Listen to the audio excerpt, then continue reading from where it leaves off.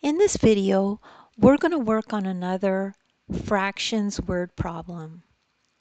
So if we have a problem like this that says, Tasha made 6 cupcakes. She put sprinkles on 3 of the cupcakes.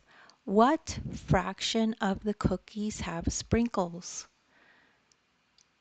So we know that 3 out of 6 cupcakes have sprinkles, right? It says so in this problem. So that means 3 out of 6 have sprinkles. So this is another way of writing 3 out of 6. So this means 3/6. It's actually a fraction.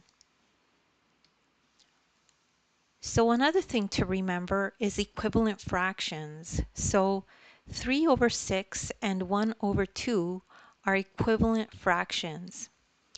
And if you don't remember why, let me just show you with a little pie drawing.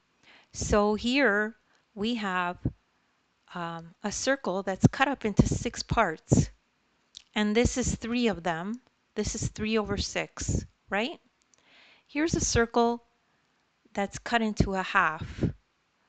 And you could see that 1 over 2, this is 1/2, is the same amount of shading as 3 over 6.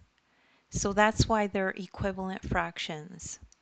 Okay, so that's the end of the explanation. Pretty simple, right?